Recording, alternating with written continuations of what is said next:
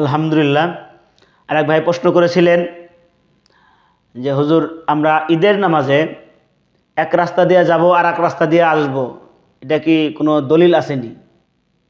এবং ঈদের নামাজের অনেকগুলি সুন্নত আছে, তার ভিতরে একটা সুন্নত হলো রাসূল করিম সাল্লাল্লাহু আলাইহি ওয়াসাল্লাম বলেন, ওয়ান আবি হুরায়রা রাদিয়াল্লাহু তাআলা আনহু قال কানা নবী সাল্লাল্লাহু আলাইহি ওয়াসাল্লাম ইযা খারাজা ইয়াউমুল ঈদ ফি তরিকিন রাজা ফি গায়রিহি, রাহু তিরমিজি ও দারিমি।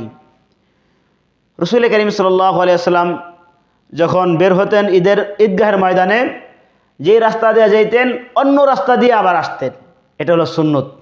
এবং আল্লাহু আকবার আল্লাহু আকবার লা ইলাহা ইল্লাল্লাহু আল্লাহু আকবার ওয়ালিল্লাহিল হামদ, এটাও বলা সুন্নত। এজন্য আমরা ঈদগাহের ময়দানে পৌঁছবো এক রাস্তা দিয়া, ফেরার পথে আবার অন্য রাস্তা দিয়ে আসব। এখন যদি ফেরার পথের রাস্তা যদি একটাই হয়, তাহলে আমরা বাড়ি পৌঁছতে গিয়া আমাদের বাড়ির রাস্তা তো ভিন্ন হইতে পারে, বাড়ি পৌঁছতে গিয়ে আমরা অন্য রাস্তায় পৌঁছবো, এটাও সুন্নত আদায় হয়ে যাবে ইনশাআল্লাহ।